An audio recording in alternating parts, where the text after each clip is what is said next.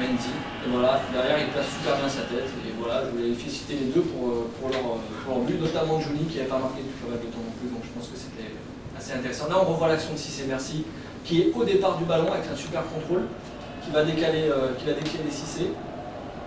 Mendy pardon, et qui va être à la réception avec un. C'est parfait. Super. Ils la mettent dans un trou de souris, hein.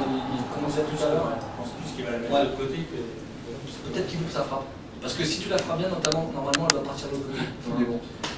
Voilà, c'était. C'est peut-être aussi ce qui a trompé Greg, parce que pour prendre un but entre lui et le poteau, il faut vraiment.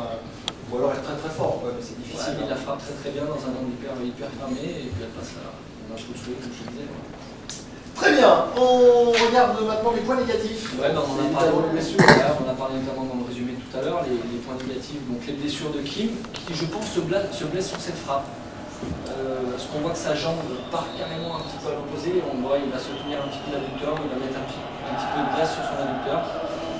Donc là c'est dommage pour Kim, au bout d'un quart d'heure de jeu, de se blesser, c'était sa deuxième frappe du match, et là, voilà, ce qu'on peut dire c'est que ouais, c'est décevant quand on ne joue pas trop souvent comme Kim et de se blesser. Et là on va une nouvelle fois revoir l'action où Fred se blesse. On va bien le voir sur ce plan-là. Là, vous allez regarder tout seul. C'est vrai, tu ne vois pas. Et là, voilà, ça a été très bien fait par Gabriel Debaché. On voit que sa cheville se tord complètement. On peut craindre le pire, mais il suffit des fois d'avoir une bonne laxité de cheville pour que ça revienne automatiquement et que ça ne soit pas trop grave, pas plus grave que ça. Très bien, en tout cas, on souhaite à Fred d'être de retour sur les terrains très vite et que ça reste un mauvais souvenir cette histoire, parce que c'est vraiment dommage. On va passer maintenant à l'inefficacité, je vais y arriver. Ouais, donc dans les points négatifs, c'est vrai, et Rémi Bertou, tu disais dans l'interview tout à l'heure que Lyon s'est créé quand même pas mal d'occasions assez franches. Pour moi, celle-là, ça peut être une occasion franche. Hein. S'il y a la communication, s'il lui parle, derrière il peut contrôler et ajuster. Celle-là, c'est un peu plus délicat parce qu'il y a beaucoup de monde dans la cage pour marquer pour Pat Müller. Après, là, on s'aperçoit que Florent Müller va frapper, mais il ne peut pas donner le ballon au centre, il n'y a pas grand monde, il n'y a que Barros qui arrive au dernier moment. Et les plus belles occasions vont arriver après, avec notamment Fred et Flo Malouda. Alors, on va voir si c'est celle de Flo Malouda, qui utilise plutôt son extérieur gauche plutôt que son pied droit. Voilà. Après, il y a cette occasion de Flo Malouda à nouveau sur la blessure de Fred, mais derrière, il ajuste assez bien en gros. Et voilà, quelques occasions qui auraient permis à l'OL de gagner ce match. Et puis un bon Sidney au bout. Hein. Ouais, une mention spéciale. J'ai pas réussi à sortir quelqu'un en particulier du match, parce que ça a été joué un petit peu dans le même rythme. Mais c'est vrai que l'entrée de Sidney a fait énormément de bien à l'équipe.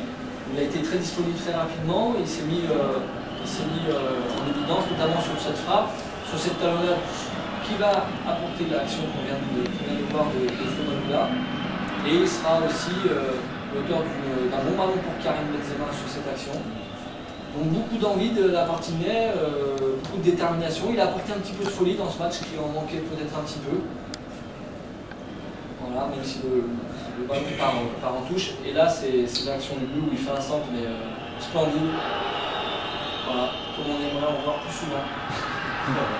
C'est vrai que Sid, on a un peu tendance à critiquer sur son efficacité au niveau des passes décisives et des buts, mais là, il rapporte un point à son équipe avec notamment Johnny sur cette superbe tête. Mais le travail qu'a fourni Sidney en rentrant pendant 23 minutes à peu près était pour moi très très bien. Et puis un fait de match. Ouais, je voulais revenir, on en parlera maintenant avec Javi. C'est toujours ces coups francs au 5,50 sur des erreurs Moi je pense que c'est une erreur d'arbitrage parce que j'ai pas le sentiment qu'il vous l'a donné à Langros. Et je pense que Langros fait l'erreur de la prendre à la main parce que c'est trop facile aujourd'hui pour un arbitre de siffler ce genre de coup franc. Et voilà, on marque très rarement sur ces coups francs. Je me rappelle d'un but de Michael Essien, comme ça qu'on dit, contre Toulouse. Et en fait, voilà, il la met au bon endroit. Maintenant, je pense que ça manque de hauteur. Et voilà, donc on va en discuter. On arrive, c'est vrai, rarement à marquer sur ce genre de coup franc. Donc, qu'est-ce qu'il faut faire? Qu'est-ce qu'on peut faire? Parce qu'il y a beaucoup de monde sur la ligne. Landreau sort très bien, bouge son angle. Alors, la solution, qu'est-ce que ça peut être pour toi, à ton avis, Jérémy? Peut-être se mettre un peu plus sur le côté gauche, ouais. Près du point de pénalty. et là frapper. Est-ce que décaler vraiment quelqu'un de 5 ou 6 mètres, ça serait pas plus Moi, judicieux? je pense, ouais. De la mettre complètement plein axe en fait. Ouais, parce que là, la décalée d'1 mètre, ça bouge pas forcément ni le mur, ni l'angle, alors que décaler quelqu'un au point de pénalty. Parce que là, tout le monde sait que c'est le jeu. Ouais, voilà. Alors que si ça. S'il y a quelqu'un qui vient derrière. Ouais.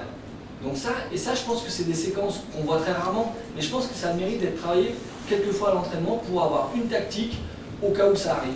Parce que ça, c'est que ça quand même, à 5,50, c'est quand même des grosses occasions de but. Et il serait bien, je pense. C'est assez étonnant cette image quand même. Ouais, parce qu'il y a 10 joueurs, par exemple. Ça arrivera. Ouais, c'est vrai que ça arrive rarement. Mais c'est vrai que quand ça arrive, il faudrait avoir une tactique pour pouvoir décaler un mec peut-être de 5 ou 6 mètres pour pouvoir mettre le mur déjà complètement à la rue. Et justement, quand tu parlais de ce décalage en question, il a raison, hein, je pense, Jérémy, de dire que ça arrive tellement rarement en Ligue 1 et même ailleurs, dans les autres championnats, que forcément, c'est pas du truc que tu bosses. Quoi. Ouais. C'est un petit peu dommage. Tu n'es pas obligé de travailler toutes les semaines, mais si au début de la saison, tu mets une tactique en place en disant, voilà, si c'est dans la saison, on va avoir un coup franc en 5,50, que ce soit côté droit ou côté gauche ou dans l'axe, tu travailles une tactique et ça peut peut-être te rapporter 3 points à la fin d'un match. Et en revanche, c'est assez curieux qu'Andro fasse une erreur aussi naïve de prendre ce. Tu penses que c'est sévère? Moi je pense que c'est sévère. Ouais. Mais je pense qu'il a agi un peu trop rapidement en disant je vais le prendre à la main. Pour lui, c'était une évidence que je crois que c'est Armand qui lui met le ballon. Pour lui, c'était une évidence qu'il n'y avait pas intention de donner le ballon. Et l'arbitre a vu ça autrement. Très bien, on va passer. Merci Flo. Applaudissements.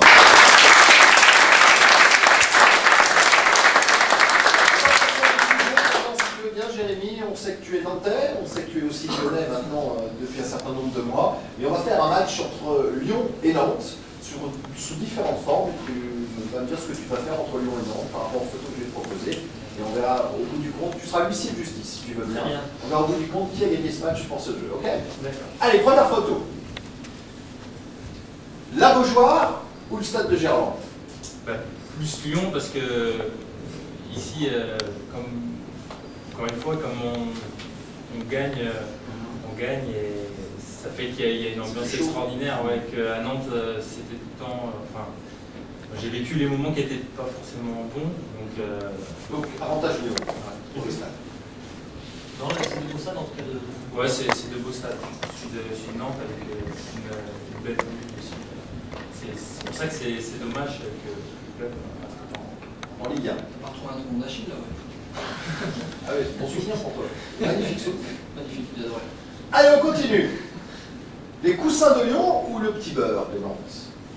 Le petit beurre parce que.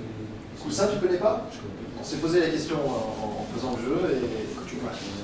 Donc, dans le petit beurre, avantage. Égalisation en partout. Aïe, aïe, aïe. On continue. Flo Maurice ou José Touré? José Touré, j'ai pas connu comme joueur. C'est qui le petit à gauche? Maurice, j'ai connu. C'est qui le petit à gauche? Mais non, José Touré, j'ai pas connu. Je vais pas beaucoup. D'accord. Donc Flo Maurice, t'as connu un petit peu quand même? Ouais. Et puis, t'as vu, je trouve que son sponsor est parfait, ça a un bon sens. Très très bon sponsor. Donc avantage Lyon. On continue. Le Beaujolais ou le gros plan? Alors je ne savais pas que ça existait le gros plan. Qu'est-ce que c'est le gros plan? Je sais pas non plus, c'est plus le muscadet, non? D'accord. Bah, on m'a dit qu'à Nantes on buvait beaucoup de vin blanc qui s'appelle le gros plan. Plan comme un plan, tu sais, de guitare. Non, généralement c'est plus le muscadet. Tu préfères le muscadet donc? Oui, non, je préfère faire le rouge. Bon, bah, comme ça c'est réglé. Donc là, match nul, qu'est-ce qu'on fait? Match nul. Allez, match nul, on continue. Le Progrès ou Ouest France? Les deux. Moi je regarde que le sport. Ouais, c'est pas bon pour l'image des sportifs ça. Hein. Non, mais je regarde pas beaucoup autrement. Fallait suivre les élections, tout ça quand même. Les journaux, oui, un petit peu, plus à la télé que dans les journaux. Mais est-ce que tu trouves que la plume dans Ouest France est très différente de celle des journalistes du Progrès ou c'est équivalent? Non, c'est un peu pareil. Encore une fois, c'est peut-être plus gentil dans le Progrès, comme ça marche un peu mieux. Que dans Ouest France où ça match marche bien.